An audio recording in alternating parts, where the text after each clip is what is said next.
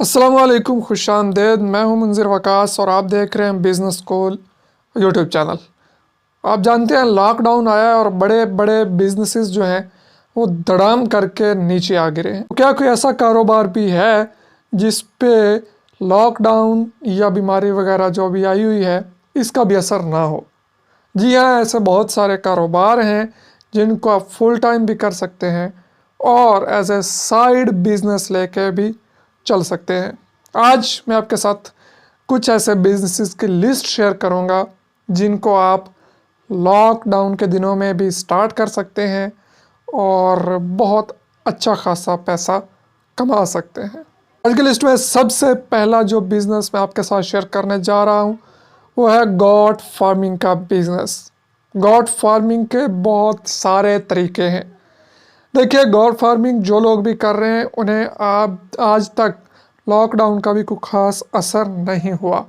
उनका बिज़नेस जैसा पहले चल रहा था वैसा अब भी चल रहा है। मंडियां भी चल रही हैं, माल मंडी जो है मवेशी मंडी चल रही है वो भी बंद नहीं हुई और माल जो है वो बिक भी रहा है, लोग पाल भी रहे हैं। गॉट फार्मिंग के बहुत सारे तरीके हैं। आप खुद जगह लेके वहाँ पे पाल सकते हैं या आप सिर्फ इन्वेस्टमेंट करके उसके बाद उनका ख्याल नहीं रख सकते तो वो भी बहुत सारे तरीक़ेकार हैं। आप उन पे भी अमल दरामद करके गॉट फार्मिंग कर सकते हैं। बाद में आपको मेहनत नहीं करना पड़ेगी, सिर्फ एक दफ़ा इन्वेस्टमेंट करके भी गॉट फार्मिंग की जा सकती है। और ये ऐसा बिज़नेस है जिसमें आपको कोई रजिस्ट्रेशन की ज़रूरत नहीं, कोई टैक्स देने की ज़रूरत नहीं। बड़े मज़े के साथ आप ये काम कर सकते हैं।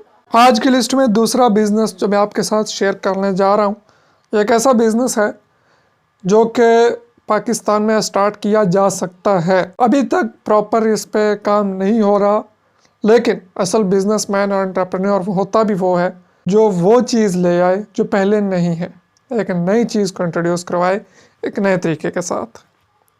आप कर सकते हैं डक फार्मिंग। बतखें पाल सकते हैं अंडों के लिए और गोश्त के लिए। मैं आपको ये बताता चलूँ कि डक फार्मिंग जो बाहर के ममालिक हैं वहाँ बहुत ज़्यादा चल रही है, गोश्त के लिए बहुत ज़्यादा इस्तेमाल हो रही है डक, बतख। लेकिन पाकिस्तान में इसका अभी तक इतना ट्रेंड नहीं है। इसका ट्रेंड बनाया जा सकता है, रेस्टोरेंट्स के साथ बात की जा सकती है। इसका अलग से आप अपना स्टॉल लगा सकते हैं, आप अपनी शॉप बना सकते हैं, लोगों को इसकी तरफ मुतवज्जो कर सकते हैं। डक फार्मिंग के बहुत से फ़ायदे हैं। ये बतख हलाल है और बतख का अंडा भी खाया जाता है। इसका बहुत सारे फ़ायदे हैं। इसको बहुत ज़्यादा खुराक की ज़रूरत नहीं पड़ती। आप घर के बचे हुए चीज़ें भी इन्हें डाल सकते हैं और इनको पानी के लिए भी बहुत अहम जगह नहीं चाहिए। आपके गांव में, गली में कहीं भी अगर कोई तालाब है तो वहाँ पे छोड़ दें। वहाँ पे जो बतखें हैं ये बड़े मज़े के साथ रहती हैं। इनका यह भी एक बड़ा फ़ायदा है कि आप गंदे से गंदे पानी में भी इनको छोड़ दें तो ये उसको साफ़ भी कर सकती हैं। आज की लिस्ट में नेक्स्ट बिज़नेस जो है बी कीपिंग, शहद की फार्मिंग। आप बी कीपिंग कर सकते हैं, ये लॉकडाउन हो या ना हो, कोई बीमारी आए या ना आए, ये ऐसा बिज़नेस है ये हमेशा चलता ही रहता है। शहद की डिमांड इतनी है कि बहुत सारे लोग बी फार्मिंग, बी कीपिंग कर रहे हैं, शहद की फार्मिंग कर रहे हैं, लेकिन उसके बावजूद इसकी जो है डिमांड पूरी नहीं होती। यही वजह है कि बहुत सारे लोग फिर 2 नंबर शहद बना बना के भी बेची जा रहे हैं। वो क्यों बन रहा है? क्योंकि इसकी डिमांड पूरी नहीं हो रही। तो जब डिमांड पूरी नहीं होती तो फिर लोग 2 नंबरी करके उसको पूरा करते हैं। जैसे कि कुछ अर्सा पहले अभी लॉकडाउन के दिनों में डेयरी फार्मिंग को बहुत नुकसान हुआ है, तो बहुत सारा दूध जो है वो ज़ाया हो रहा है और दूध के रेट भी काफ़ी डाउन हुए हैं। 30 रुपये, 40 रुपये, 50 रुपये किलो तक दूध लोग ज़बरदस्ती दे रहे हैं। जब दूध की डिमांड ज़्यादा होती है तो लोग क्या करते हैं, दूध में पानी मिक्स करते हैं। ये मैं मशवरा आपको डेयरी फार्मिंग का नहीं दे रहा, लॉकडाउन में इस बहुत मुतासिर हुआ है। मैं आपको एक एग्जांपल दे रहा हूँ कि जब डिमांड पूरी नहीं होती तब पानी डालते हैं और जब अब एक्स्ट्रा है तो वेस्ट कर रहे हैं। शहद का भी बिल्कुल यही है। शहद की डिमांड बहुत ज़्यादा है और सप्लाई पूरी नहीं हो रही, इसी वजह से लोग 2 नंबरी करते हैं। तो अगर आप बी कीपिंग करते हैं तो ये अच्छी डिमांड है, आप इसको अच्छे लेवल पे लेके जा सकते हैं। फ़िश फार्मिंग आप कर सकते हैं, थोड़ा सा लॉन्ग टर्म प्रोजेक्ट होता है। आपको इसके लिए जगह चाहिए, यहाँ पे आप फ़िश फार्मिंग करें और अच्छा प्रॉफिटेबल बिज़नेस है। इसको आपको फुल टाइम जो है जॉब नहीं है आपकी, फुल टाइम आपको टाइम भी नहीं देना पड़ता اور لاک ڈاؤن بھی اس کو متاثر نہیں کرتا۔ پولٹری فارمنگ کو میں نے اس لیے اس میں ایڈ نہیں کیا کہ لاک ڈاؤن کا دن ہے تو پولٹری فارمنگ اس سے کافی متاثر ہوئی ہے۔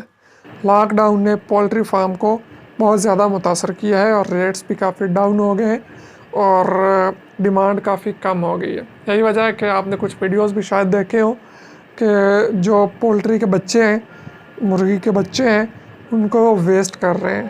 مشروم فارمنگ آپ کر سکتے ہیں۔ مشروم کی بہت زیادہ ڈیمانڈ ہے پاکستان میں، جسے عام زبان میں کھم بھی کہتے ہیں، اردو میں اور پنجابی میں بھی شاید کھم بھی ہی کہتے ہوں گے۔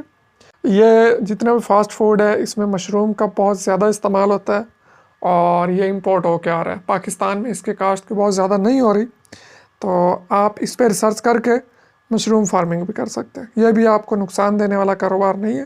انشاءاللہ اگر آپ یہ کاروبار بھی کرتے ہیں تو یہ بھی آپ کو اچھی خاصی پروفٹ دے گا اور اس کی ڈیمانڈ بھی کافی ہے، پیسہ بھی کافی ہے، پروفٹ بھی کافی ہے۔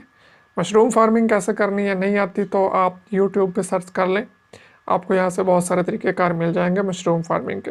باقی آپ کو کسی بھی بزنس کے بارے میں رہنمائی چاہیے ہو تو اس پہ میں ڈیٹیل ویڈیو بھی بنا دوں گا، جو آج لسٹ میں نے شیئر کی ہے۔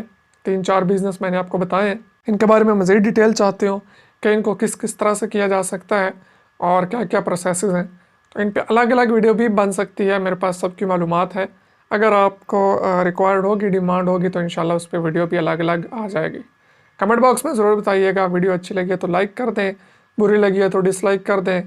اگر آئندہ ویڈیوز بھی دیکھنا چاہتے ہو تو سبسکرائب جو ریڈ کلر کا بٹن بنا ہے اس پہ کلک کر لیں۔ اگر آپ کو میری ویڈیوز بری لگتی ہیں تو کمنٹ باکس میں بتائیے، اگر پھر بھی آپ سیٹسفائی نہیں ہوتے تو انسبسکرائب کر دیں۔ ملتے ہیں نیکسٹ ویڈیو میں، تب تک کے لیے اللہ حافظ۔